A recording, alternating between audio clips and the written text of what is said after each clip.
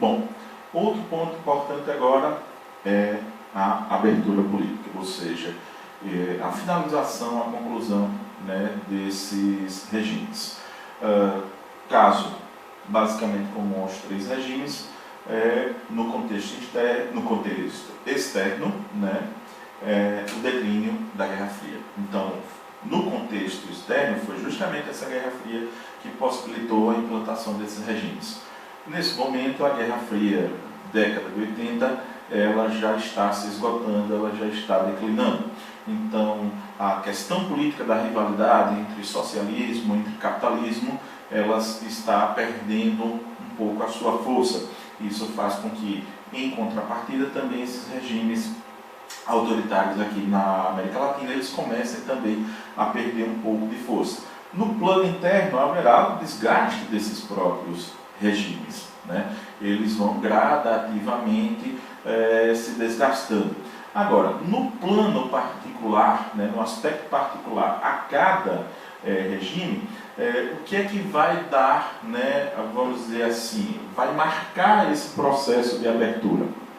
No caso brasileiro, em 1979, teremos a lei de anistia, né? Os últimos governos ditatoriais brasileiros, o governo do presidente Ernesto Geisel e do presidente João Batista Figueiredo, são governos que vão começar a promover a abertura do regime.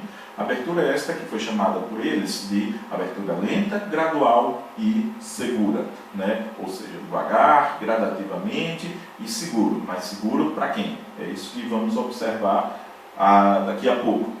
E esse seguro, né, esse aspecto de segurança é dado justamente pela lei de anistia. Lei de anistia significou, em termos simples e gerais, o perdão, né, a finalização das perseguições que eram feitas aos opositores do regime.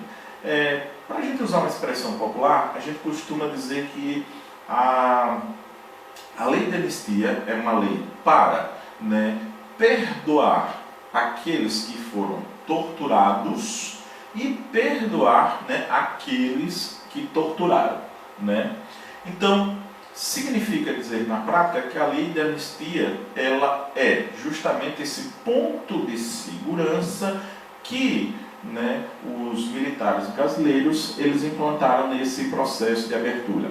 Então eles queriam a todo custo evitar, por isso que a abertura tinha que ser lenta, gradual e segura, eles tinham que evitar, né, que posterior à abertura inevitável, né, desse regime, de repente eles passassem por processos judiciais, né, que eles fossem presos, etc. Então, eles vão fazer isso, entre outros meios, mas um dos mais importantes é pela introdução, que está valendo até hoje, dessa lei de anistia.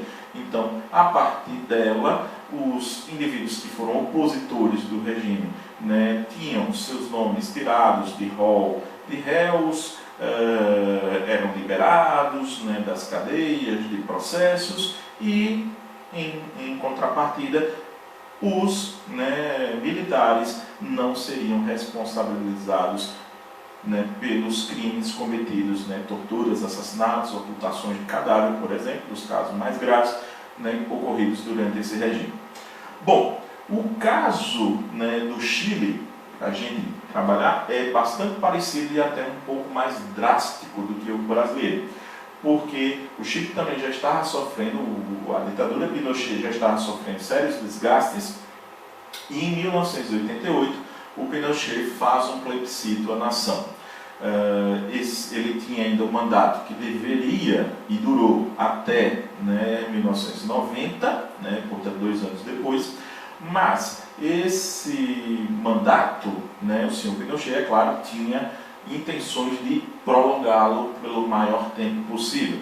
Como o regime político já se mostrava, seu regime já se mostrava bastante desgastado, então em 1988 é convocado um plebiscito. Plebiscito esse que perguntava à nação o seguinte: sim, eu concordo que o mandato do presidente Pinochet seja prolongado. E não, eu não concordo que o mandato do senhor Pinochet seja prolongado e que seja né, que sejam convocadas, melhor dizendo, eleições presidenciais. É feita uma campanha, né, publicitária pelo sim e pelo não. A campanha publicitária do não ficou mundialmente famosa, principalmente porque ela utilizou de recursos, sobretudo de bom humor, né, extremamente irônica, em que evidentemente não foi o único fator, mas foi um fator bastante importante para que esse não ele saísse vitorioso. E aí tivéssemos o processo de abertura, né, do Chile nessa questão. Também aí nesse caso parecida com o Brasil, porque foi um processo de abertura, embora tenha participação popular nessa questão. O senhor Pinochet ele consegue estender o seu mandato até o 1990, que é a data marcada para o fim da ditadura militar chilena. Bom, o caso argentino é o mais diverso de todos. A Argentina, como a gente já colocou, vivia uma crise. Essa crise que não foi resolvida, vivia uma crise econômica, não foi resolvida pela ditadura argentina. E eles tentam, né, os militares, eles tentam uma jogada patriótica, né, por assim dizer. Há um conjunto de ilhas, né, um pequeno arquipélago no sudeste do litoral da Argentina, as Ilhas Malvinas.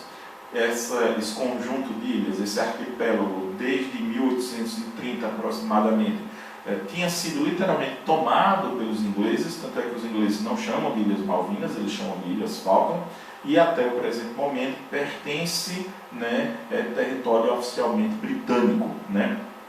Bom, isso sempre foi reclamado ao longo do século XIX, né, início do século XX pelos argentinos, pelo governo argentino, e, é evidente, sempre ficou uma questão em aberto.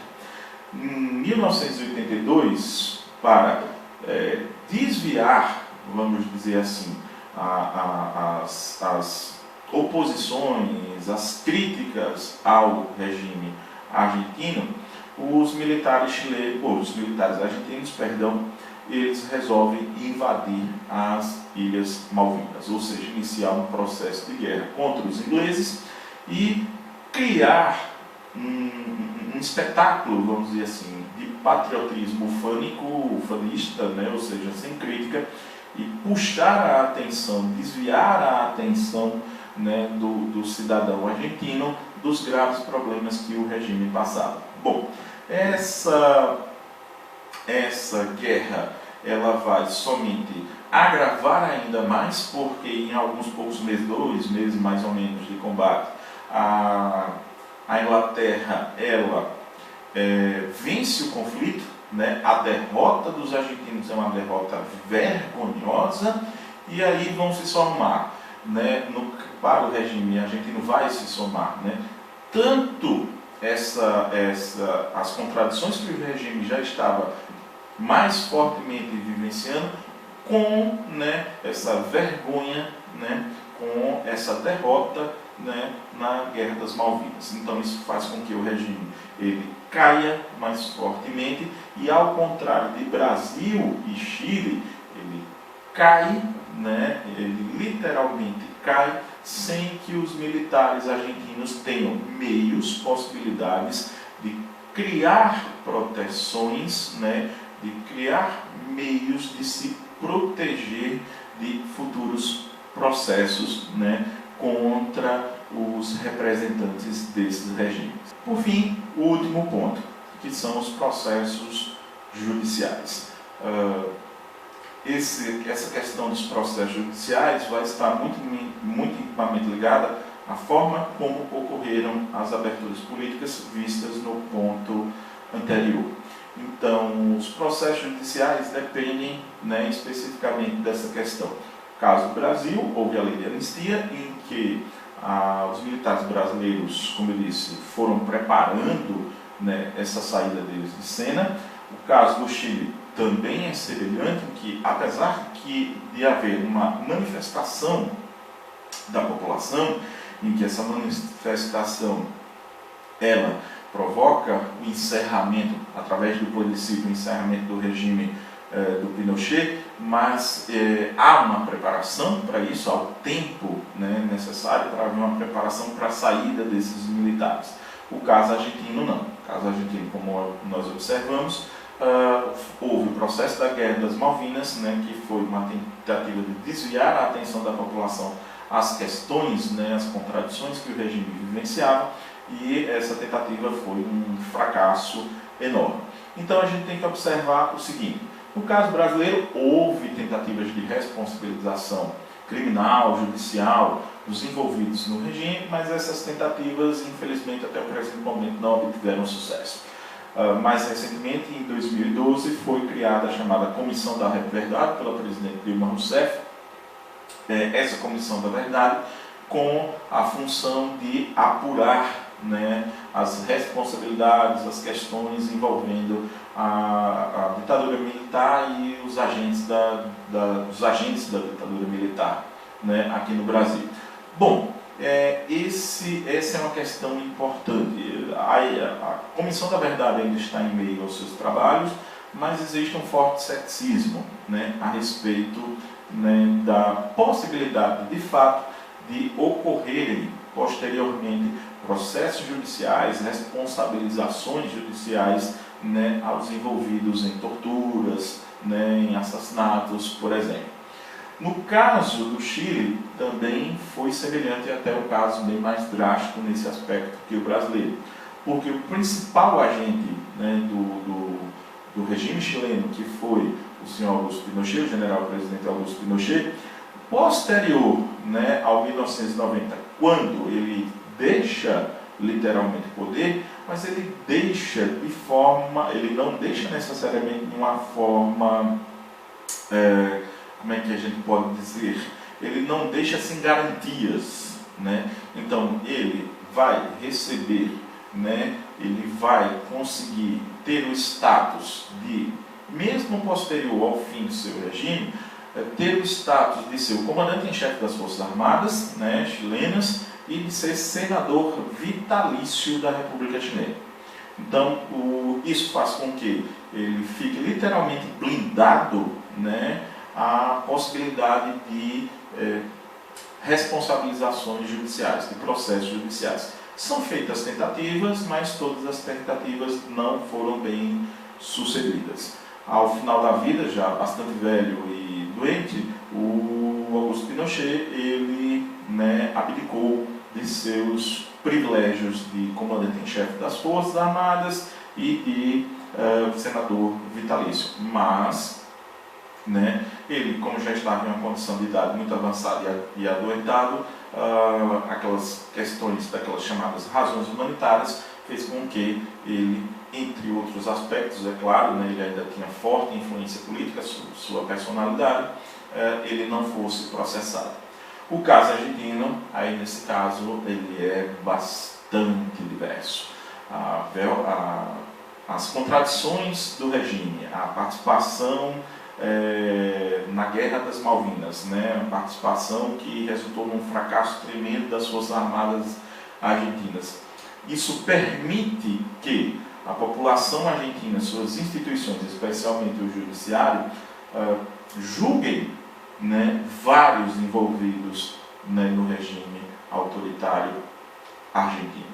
Inclusive com o processo, mesmo que esse processo tenha ocorrido quase mais de 30 anos depois do regime, aproximadamente, mas você teve o julgamento, inclusive, de presidentes, né, de generais presidentes. O caso mais emblemático é do Jorge Videla, que foi o primeiro presidente, né, da Argentina durante a ditadura militar, e ele vai ser, né, processado, vai ser julgado, né, e condenado à prisão.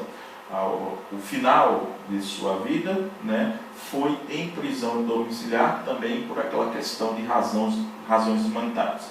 Mas independente dessas questões, houve, né, processos judiciais, houve a responsabilização criminal por agentes, né, que estiveram à frente de poderes de Estado. Nesse caso, houve até a responsabilização de um presidente da República, né, de um ex-presidente da República, criminalmente, né? Criminalmente a responder por suas responsabilidades. Então isso a gente pode dizer que é uma situação exemplar no caso dos argentinos. Então, esses pontos que passamos para vocês, a gente finaliza com esse daqui, né, essa primeira videoaula, novamente colocando para vocês, esperando que ela seja útil, né, à necessidade de vocês de realizarem a prova do Enem. Obrigado.